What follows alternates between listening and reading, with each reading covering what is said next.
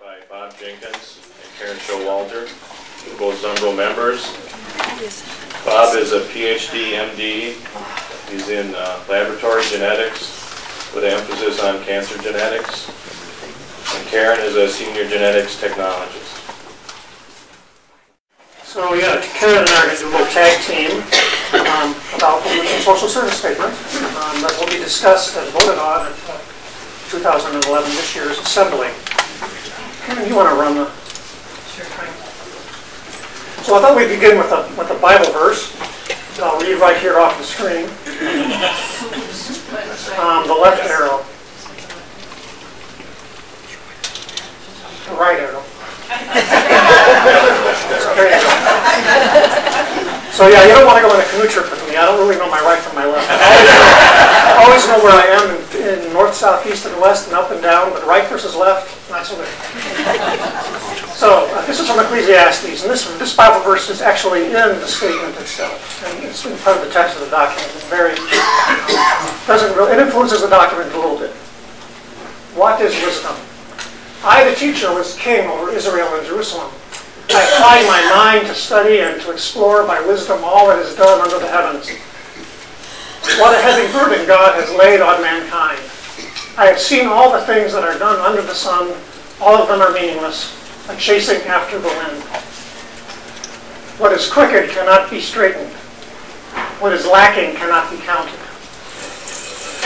I said to myself, look, I have increased in wisdom more than anyone who has ruled over Jerusalem before me. I have experienced much of wisdom and knowledge. And I applied myself to the understanding of wisdom and also of madness and folly. But I learned that this too is a chasing after the wind. For with much wisdom comes much sorrow. And the more knowledge, the more grief. Let's pray. Lord, teach us that we work in this world and that you provide us wisdom for the things that we do, and that our wisdom comes from you, not from ourselves. Teach us to be humble in the face of this wisdom and use our knowledge in a constructive way to improve the world. Amen. So, next slide.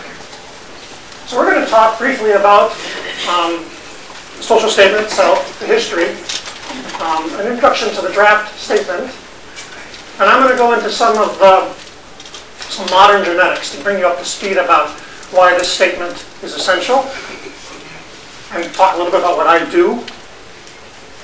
Then we're going to talk about some examples, and we'll spend most of the time on the examples.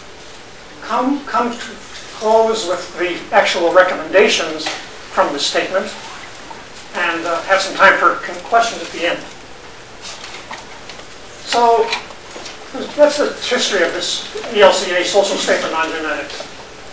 At the 2005 assembly, they requested the development of a social statement on genetics.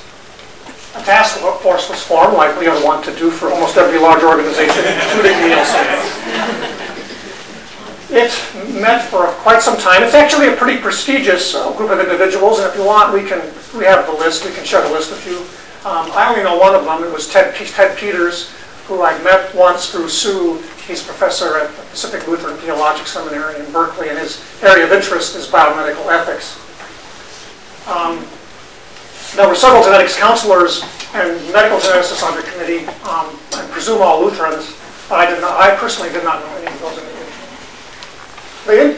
This group introduced a study guide in 2008, and both Karen and I have a copy of it up here if you'd like to look at it.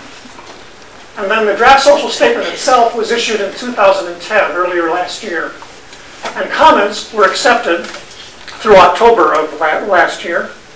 And I actually went to the meeting at Bethel that Huck Uskard chaired, and one of the members from the committee was there to basically go through the document. They basically read it word for word, and mostly talked about what the meanings of A's and does were. They really didn't change, the group in Rochester didn't really change the document that much, at least according to the recommendations that came out of that meeting.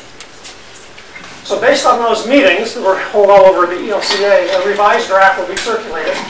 As of I guess Friday, when I looked on the website the last time, it had still the version that's on there was the version that was circulated last year. And then, of course, it will be discussed and voted on at the ELCA General Assembly this year. Well, let's just read this cartoon. Some of you can't see it. Mankind is entrusted with the planet Earth. Oops, he drops it. We let it slip into pollution. And then mankind is entrusted with the animal kingdom. Oops, clonk, but we threaten it with extinction. Now we are entrusted with our own genetic map. Let's hope the scientists locate the screw-up gene really quickly. Next slide. So the statement has 6 sections: an introduction, some faith affirmations, the social context. The largest part of the document is an ethical framework. A small part of the document is the challenges we face as a community in Christ in this world. And then the concluding section is power, choice, and responsibility. Next one. So this is a really good quote from the introduction. It's a very well-written document. This church trusts that this gracious God, who creates, redeems, and will fulfill creation, has also granted human beings access to discernment and insight, and entrusted us with the vocation to respect and promote the good of creation with justice and wisdom. Now, throughout this presentation, Karen and I are going to unpack this basic statement. Let's go to the next slide. So the faith affirmations. Well, genetics isn't in the Bible. People who wrote the Bible didn't understand what DNA or RNA was. But we do have the law and the gospel, and we have the guide that the law and the gospel give us. In fact, Genesis provides some pretty interesting insight.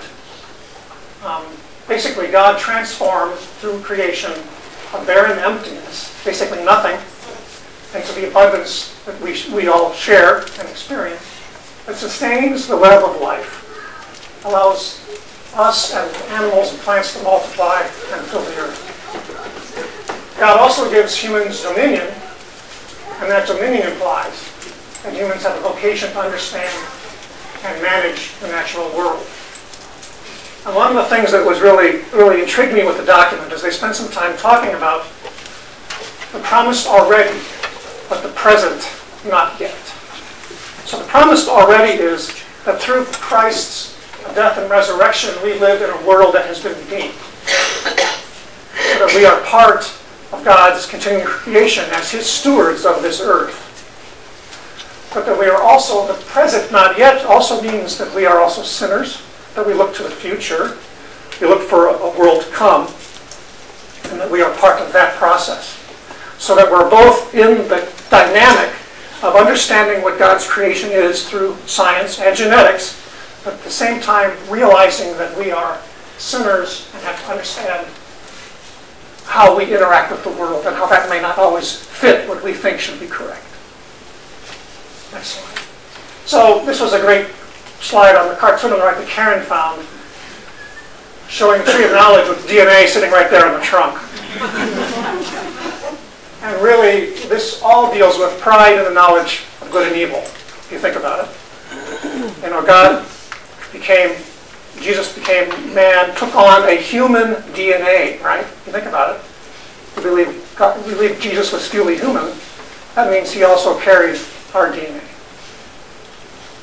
One way that sin manifests itself is by exalted pride, a misplaced trust in our own knowledge and our own will, our own ability, but not in the fact that we get that ability from God, and that comes back to the original Ecclesiastes verse that I shared with you. But sin is also manifest, and this is something that I didn't really pay attention to, but it's in the document, as a negligence or complacency. Basically, neglecting our responsibility to act in love, act forcefully for the right. And we all do that all the time. We neglect to do things that we think we ought to do, or speak about the things we ought to speak about. And we can be complacent because we despair over the things we can or cannot do, or can or cannot change. But remember, Romans says, the Spirit helps us in our weakness. So we have to remember that we have to work against negligence and complacency, and that can be a real issue in genetics. Especially as I tell you the pace. Next slide. Wow, they've cracked the genetic code. Yep, this raises some big questions. Really big.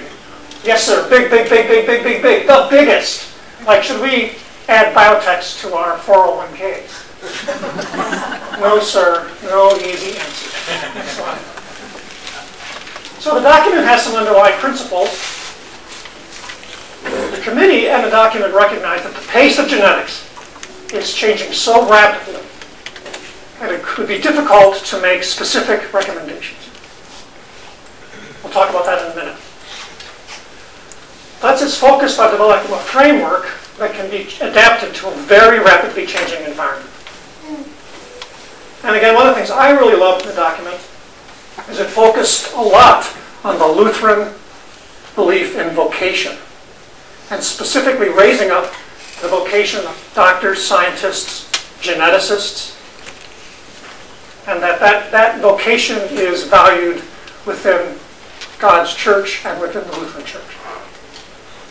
It does make a couple of specific recommendations, and we'll talk about those toward the end. Next. So just a bit about the pace of genetics. This slide starts in 2005, about the time that Jim Watson's genome was sequenced. And at that time, a single lab could do about 1 million base pairs a day. So the human genome has a haploid genome, meaning half of the genome, has basically 3 times 10 to the 9th base pairs, or 3 billion base pairs. So in those days, in 2005, that's only 6 years ago, labs could sequence 1 million base pairs a day. And that's how we did the Human Genome Project. It was finished in 2001. But during that period, there was a change in technology called the short read revolution, and I really won't go into the technical parts of that. But basically, it could change one run. At that time, it would have been about 2006. A 2 million read run could go to 100 million base pair runs in one instrument. Okay? And then this line is now going up, and now we're at 2010, and it's basically doing 25 gigabases per run at 2010. I told you the human genome has 3 gigabases, so that's 10 human genomes. Next slide. At the same time, the price is going down. So at the time that we did the Human Genome Project, both the private effort led by Craig Venter and the public effort led by Francis Collins, it cost about $15 billion. Jim Watson's genome cost about this is Watson's genome was about $12 million. The short read revolution has brought the price down, so at the beginning of 2010, a single run was approximately $10,000. To get a human genome, you need about what's called 30x coverage at the minimum. That means you have to sequence the person 30 times because of the nature of the technology. That's what happens when you have a short read revolution. Again, the technical piece isn't that important. Next slide. Now, some of you have heard of Moore's Law. So that, in fact, the ability of microchips, chips in computers, their capacity is basically doubling, every 5 years or something like that, exponentially doubling. So that's this line here. It's going down, just to show you about the cost, what the cost of Moore's Law has meant for computation. This line here is the cost, what's the cost happening in DNA sequencing. It's going down faster than Moore's Law. So again, at the time of the Human Genome Project, $2 billion. Jim Watson, about $1 million.